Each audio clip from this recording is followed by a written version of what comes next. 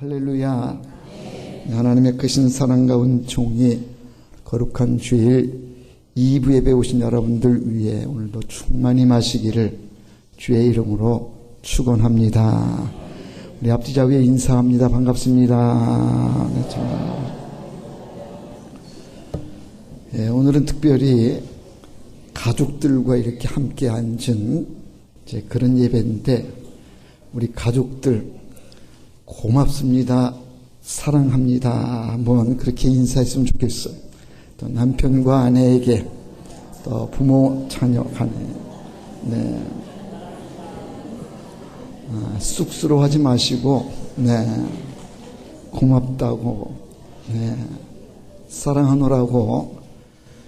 같이 앉으라고 그랬는데 떨어져 앉아 계신 분들이 계셔요. 저기 멀리 계시는 분이 계시는데, 멀리 있어도 좀 따뜻한 마음으로 사랑합니다, 고맙습니다, 그런 인사, 또 그런 마음이 우리 가운데 있기를 바랍니다.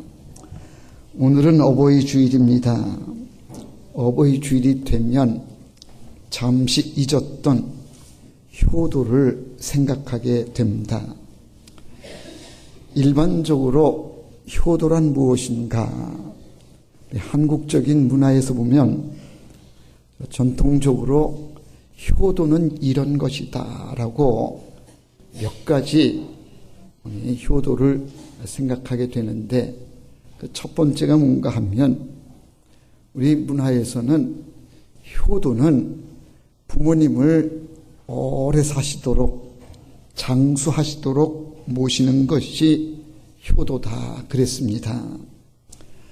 부모의 살고 죽는 것이 어찌 자식에게 달려 있겠습니까마는, 부모님이 일찍 세상을 떠나시게 되면 자식들의 마음에는 내가 부모님을 속을 썩여드려서, 내가 부모님을 잘 모시지를 못해서, 그래서 우리 부모님이 일찍 세상을 떠나시는 것이다. 전통적으로요, 부모님이 일찍 세상을 떠나시게 되면 내가 불효했습니다, 그런 생각, 그런 마음을 갖는 것이 일반적이고, 그래서 장례식 때가 되면 자식들은 상복을 입고 장례를 치르는데, 상복이 주는 의미가 뭔가 하면 내가 부모님에게 잘 하진 못했습니다. 이 상복을 입는 것은 내가 부모님 잘 모시지를 못했다, 불효했다라고 하는 그런 뜻으로 상복을 입는 겁니다. 효도가 무엇인가?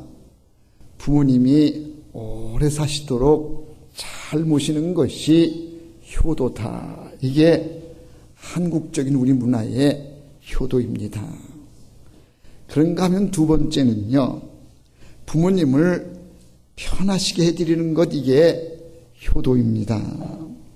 먹는 것, 마시는 것, 입는 것, 거처하는 것 모두를 다 편안하게 해드리는 이게 있어야 효도를 하는 겁니다. 추호라도 부모님을 불편하시게 한다고 하면 그거는 불효입니다. 이런 얘기가 있습니다. 부모님들은 자식들에게 보이고 싶지 않는 것, 하고 싶지 않는 말이 있다고 그래요. 첫 번째가 뭔가 하면, 부모님들은 자식들한테 아픈 것을 보이고 싶지 않아 하시고, 아프다는 얘기를 가급적이면 안 하시려고 한다는 거예요.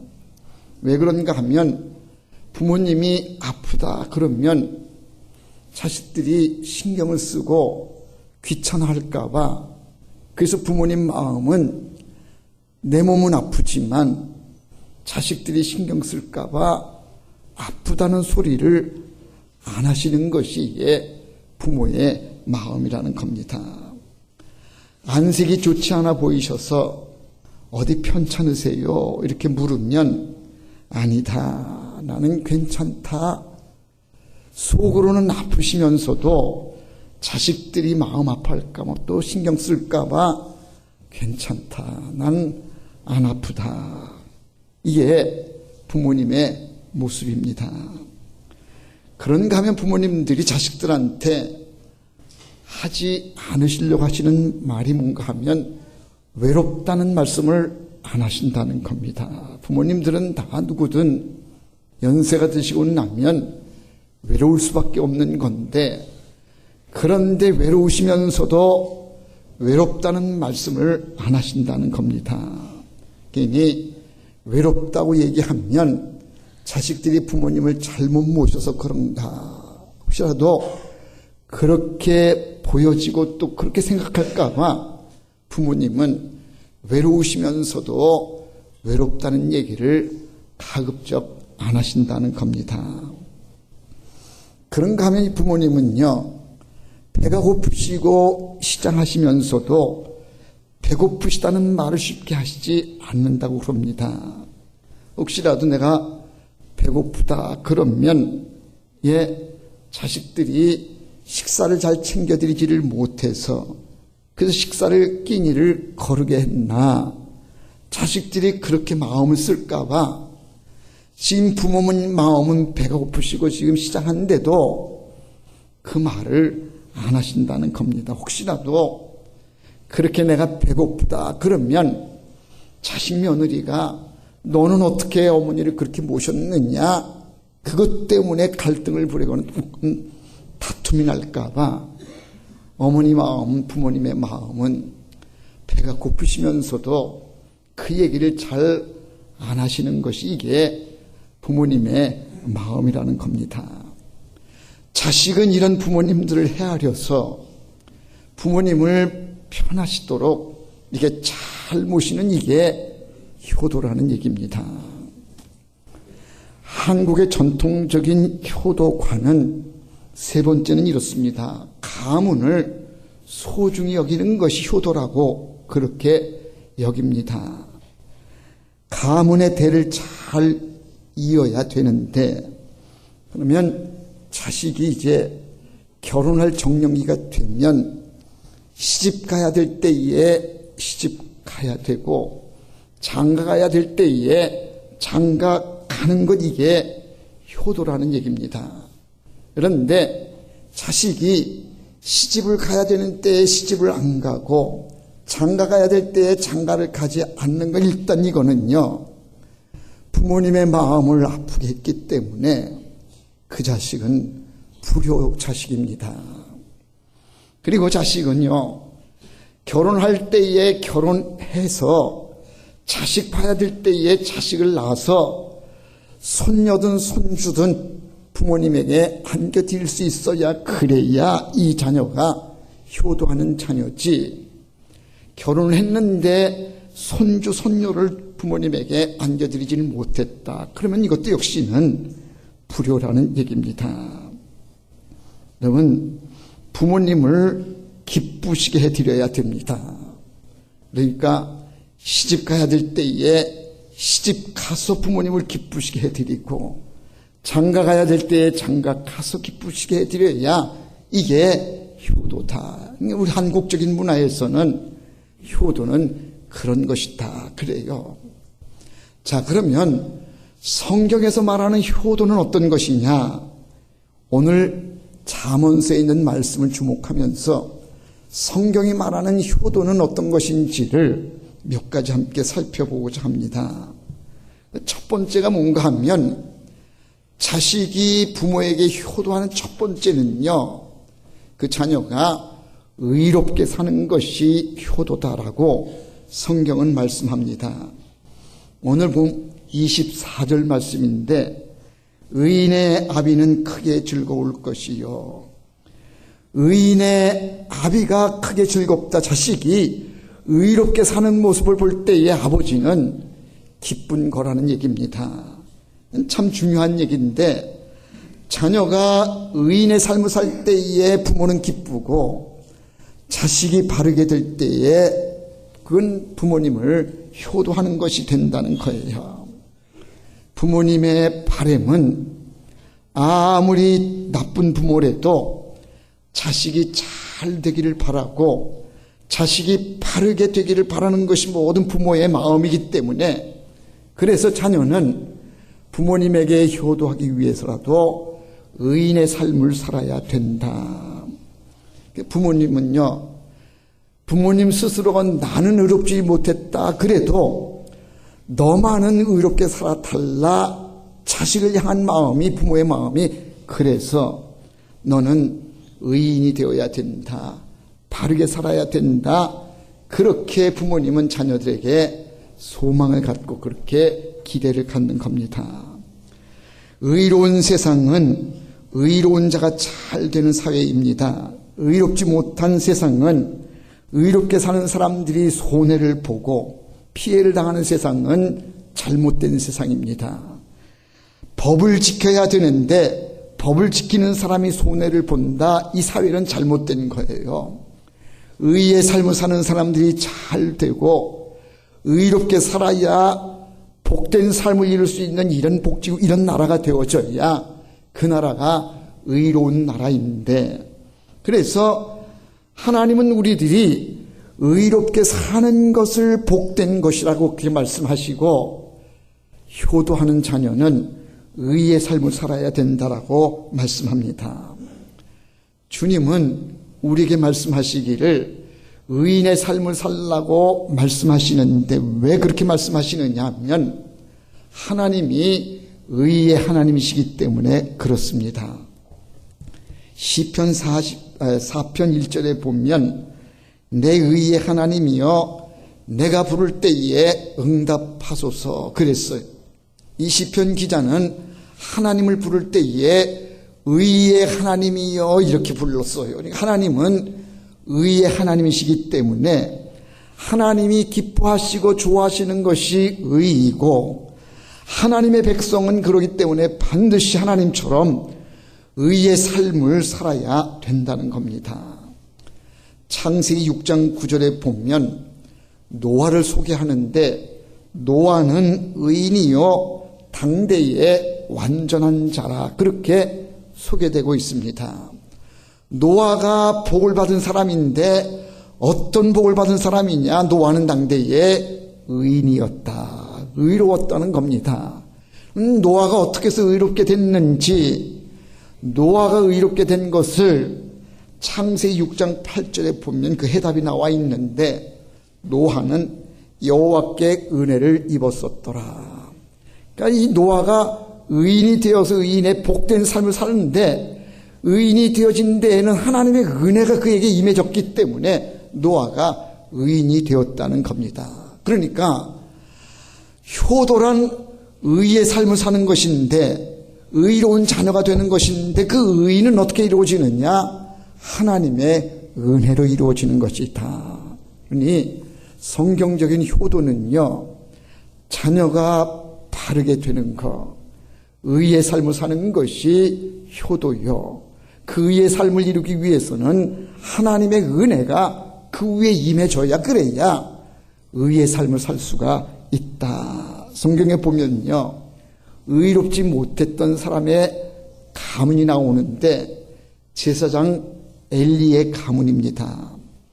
전혀 의롭지를 못했는데 이 아버지인 엘리는 자녀들이 잘못되어 불의한 일을 행할 때에 엄하게 꾸짖어서 안 된다, 의롭게 살아야 된다, 바르게 살아야 된다라고 그렇게 그들을 가르쳐서 의의 길로 가게 했어야 되는데, 엘리 제사장인 이 제사장은 다른 사람들에게는 하나님 말씀을 선포하면서도 자기 자식에게는 그렇게 가르치지를 못했어요.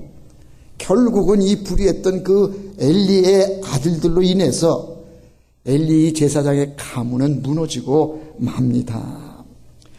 의의 삶을 사는 것이 효도요.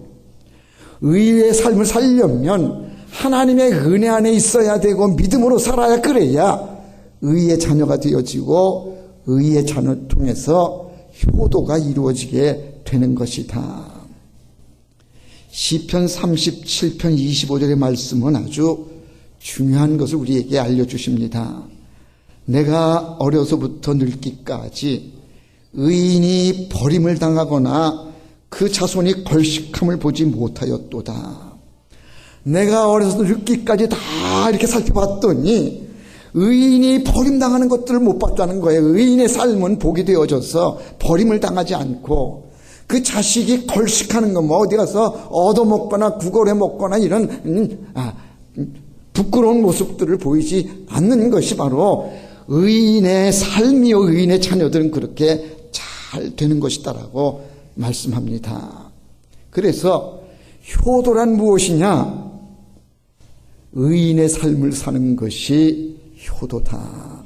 부모님은 그걸 원하시기에 우리가 바르게 살고 말씀 따라 의의 길을 걷는 것이 이것이 효도라고 성경은 그렇게 말씀합니다.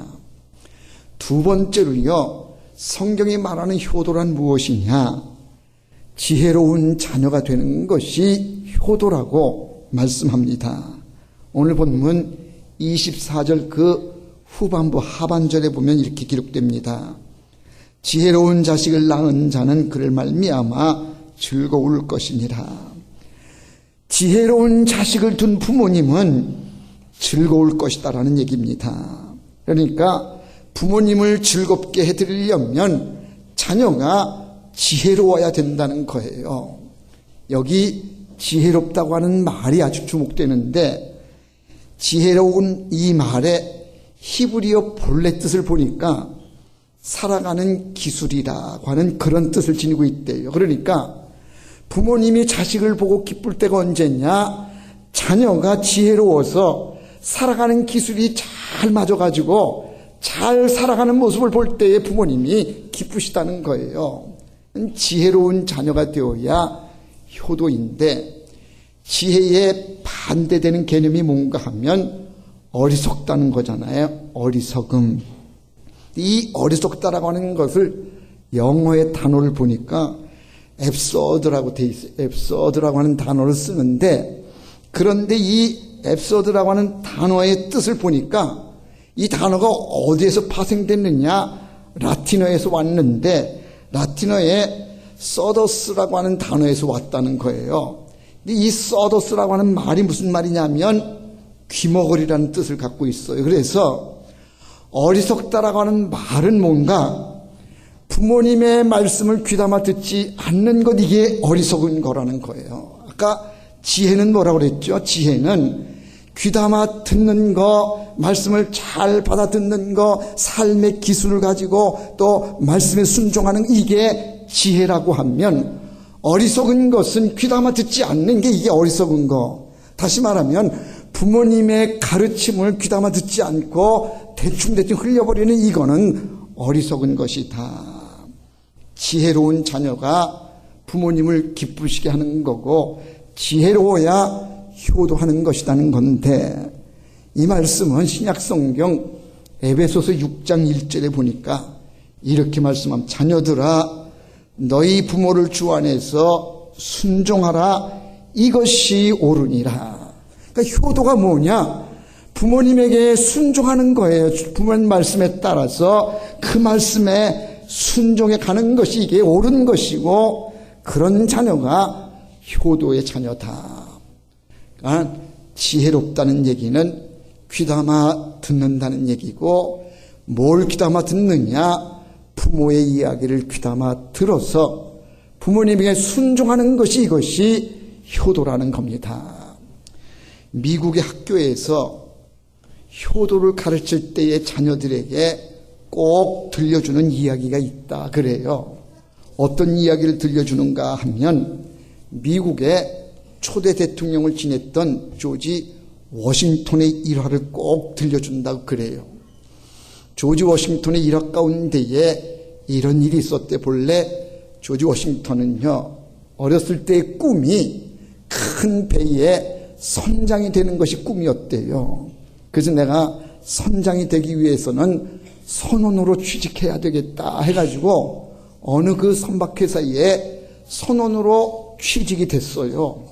그래가지고 이제 선원이 되어가지고 점점 이제 배워서 큰 배의 선장이 되겠다. 이게 이 워싱턴의 꿈이었는데 그래서 이제 선원이 된 이 워싱턴이 어머니한테 가가지고 어머니 이제 내가 배를 타러 떠납니다. 내가 이제 선원이 돼서 이 배에서 열심히 훈련해가지고 선장이 되겠습니다. 내가 이제 배를 타러 떠납니다 하고 어머니한테 가서 인사를 드리러 갔더니 워싱턴의 어머니가 안 된다, 가지 말아라, 배 타는 게 얼마나 위험한 일인데 그러느냐, 너는 그 꿈을 가져서는 안 된다, 꿈을 바꿔야 된다. 어머니가 그 선언이 되어 가려고 하는 그 길을 눈물로 막아서면서 안 된다, 가지 말라고 그렇게 만류를 한 거예요. 그래서 이 워싱턴이 어머니가 그렇게 가지 못하게 하니 그 길을 접고, 그리고 그 꿈을 접고는, 그리고 후에 이제 그가 미국의 초대 대통령이 됐잖아요. 초대 대통령이 된 이 조지 워싱턴이 지난날에 이 일화를 얘기를 하면서 이렇게 얘기했대요. 나의 꿈은 본래가 선장이었었습니다. 그런데 눈물로 나의 가는 길을 막았었던 어머니의 그 눈물 때문에 내가 선장이 되고자 했었던 꿈을 접었습니다. 그리고 오늘 그렇게 어머니의 뜻을 따라 내가 그 꿈을 접었더니 이렇게 미국의 대통령이 됐습니다 라고 그렇게 이야기를 했다는 겁니다. 그래서 미국의 자녀들에게 부모님에게 순종해야 된다 이 얘기를 가르칠 때는 꼭 조지 워싱턴의 이 일화를 얘기를 하면서 부모님의 말에 순종해야 된다라고 그렇게 가르쳐 왔다는 겁니다. 에베소서 6장 2절에 보면 내 아버지와 어머니를 공경하라. 이것이 약속 있는 첫 계명이라 그랬어요. 어머니 아버지를 공경해야 돼요. 높여드려야 돼요. 그것이 바로 효도라는 거예요. 링컨 대통령의 일 하나 더 말씀을 드리면요. 이 링컨 대통령의 아버지는 직업이 구두수선공이었대요. 그런데 아브라함 자신도 뭐 공부를 많이 하지 못했는데, 그런데 이 아브라함 링컨이 대통령이 되잖아요. 근데 이 링컨을 반대하는 저쪽에서 이 아브라함 링컨을 막 계속 비난하고 막 험담을 하는데, 저 사람은 공부도 많이 못한 사람이고 저 사람 아버지는 구두수선공이고 아주 무식한, 이 무식한 사람이 대통령이 된 게 우리의 가장 큰 불행입니다 막 이러면서 그 상대의 이 링컨의 반대쪽에 있는 사람들이 막 그렇게 링컨을 막 비난한 거예요.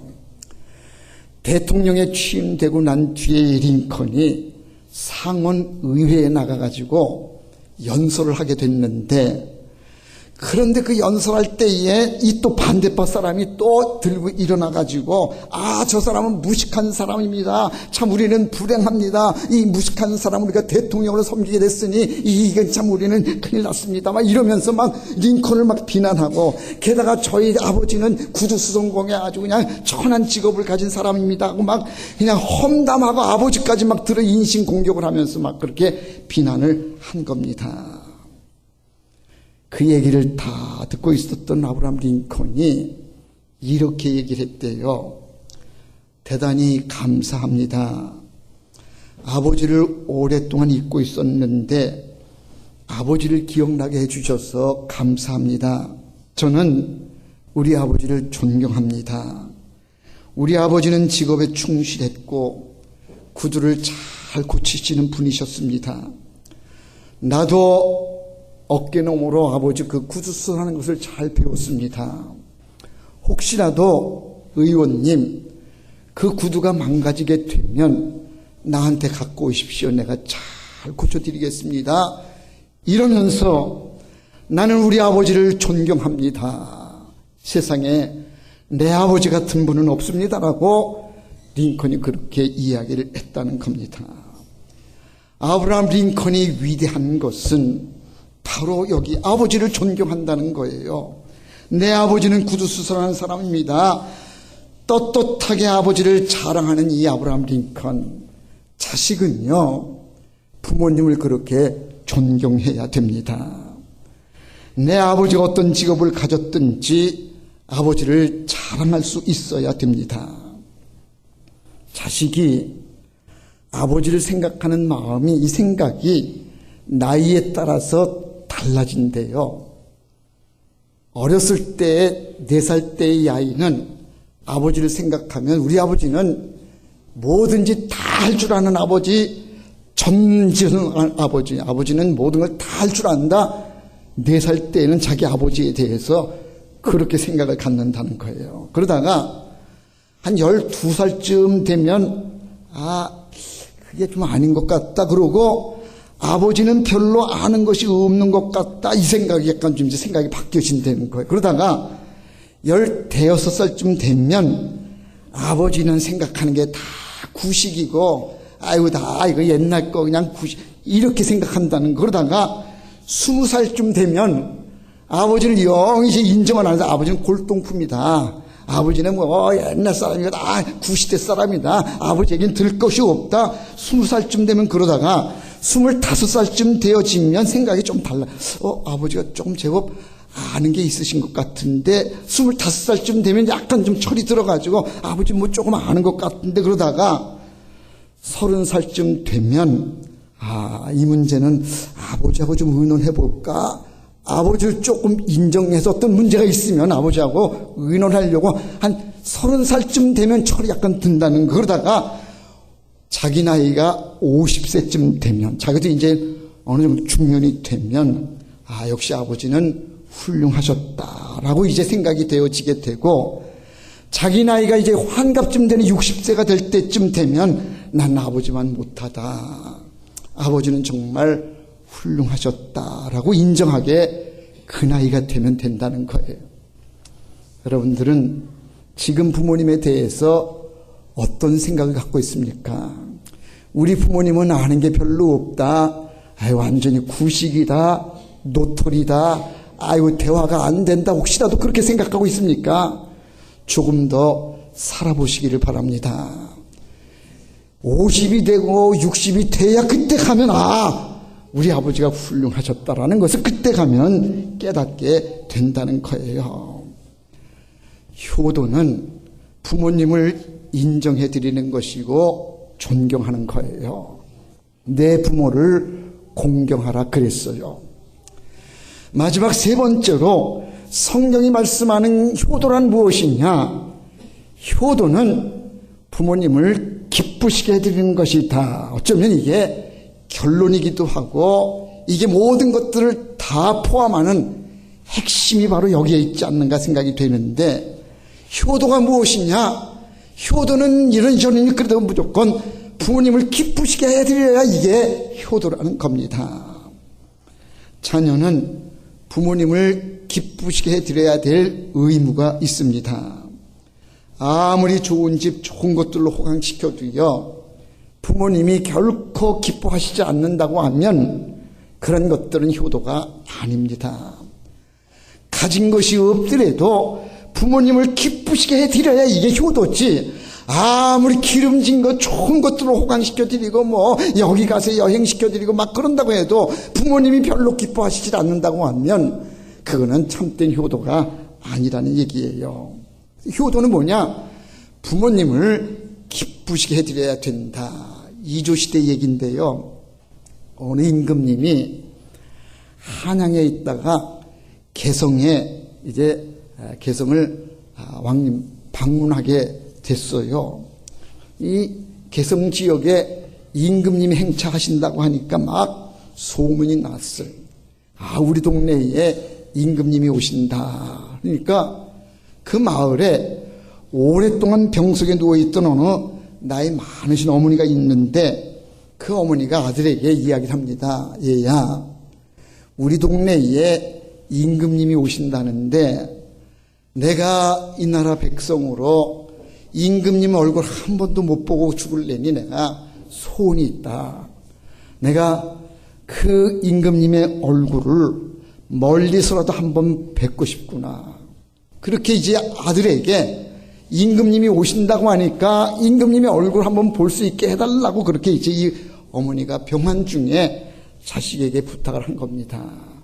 자식이 그러세요.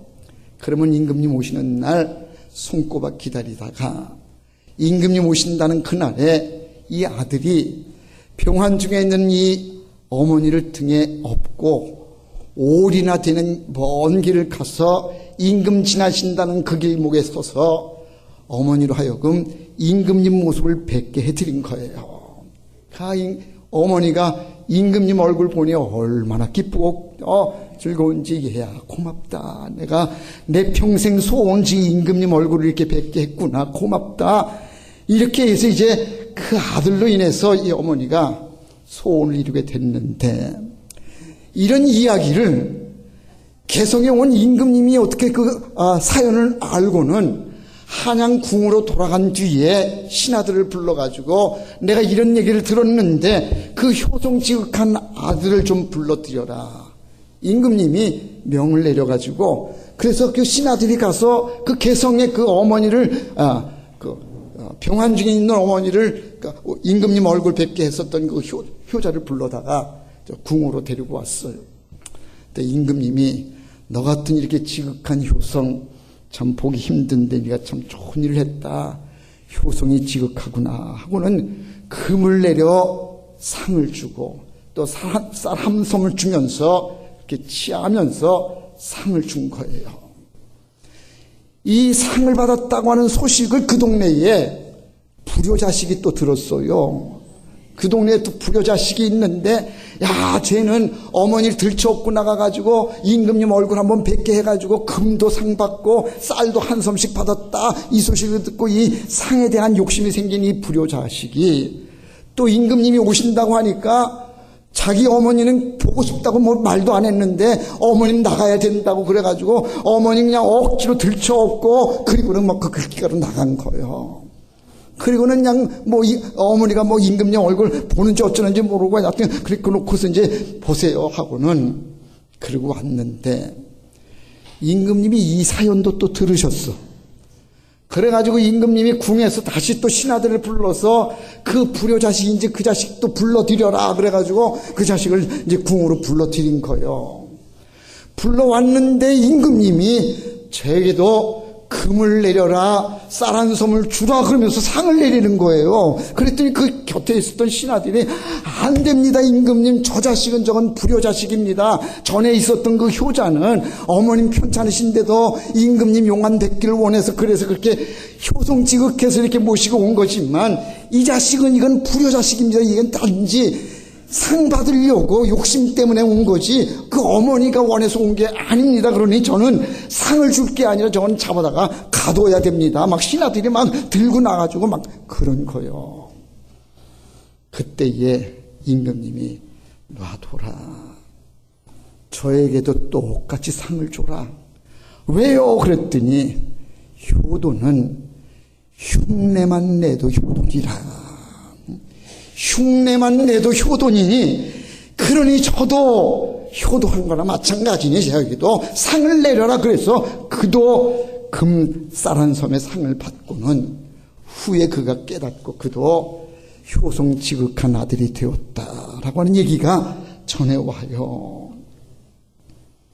성경은 말하기를 무엇이 효도냐? 내 부모를 공경하라. 이것이 약속 있는 첫 계명이요, 네가 잘 되고 땅에서 장수한다. 에베소서 6장 2절이 그렇게 말씀하고 있어요. 사랑하는 성도 여러분, 효도해야 됩니다. 자식은요, 어떻게 하든지 부모님을 기쁘시게 해드리는 효성이 지극한 자녀가 되어야, 그래야 땅에서 잘 되고 장수한다. 성경이 그렇게 말씀하고 있어요. 우리 옛말에도 효성이 지극하면 돌 위에도 풀이 난다 그랬어요. 돌 위에서는 풀이 나는 게 아니잖아요. 흙 위에서 풀이 나는 거요. 돌 바위 위에서는 풀이 나지 않는데 효성이 지극하게 되어지면 날 수 없는 데에서도 풀이 날 수 있다.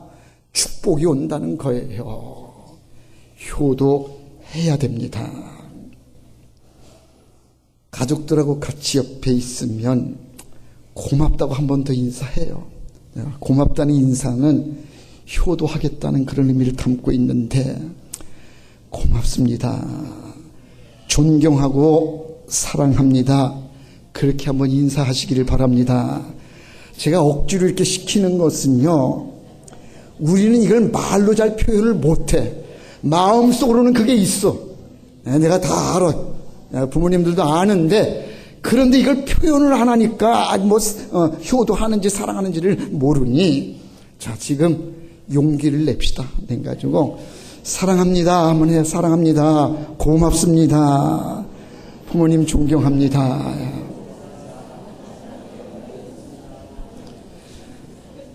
네, 고맙습니다. 됐습니다. 됐어요. 자, 그 상태로 기도하겠습니다. 우리 같이 기도합니다. 사랑 많으신 아버지 하나님, 어버이 주일을 맞이하여 효도가 무엇인지, 어떻게 하는 것이 참된 효도인지를 말씀을 통해서 나누었습니다. 부모님을 공경해야 된다, 부모님을 기쁘시게 해드려야 된다라고 하는 귀한 가르침을 받습니다. 우리 가정이, 우리 자녀들 모두가 효성이 지극한 자녀들 되게 해주시고, 효도하는 가정 위에 하나님 약속하신 대로 축복의 은혜의 역사가 넘치게 하여 주옵소서. 사랑하는 자녀들이 효도하면 내 자녀들 또한 효도하는 효도의 가정이 되어지고 효도하는 가문이 될 줄로 믿습니다. 온 성도들의 가정이 주의 사랑으로 믿음으로 복 있는 가정들, 효도하는 가문들이 다 되게 하여 주시옵소서. 예수님의 이름으로 기도하옵나이다. 아멘.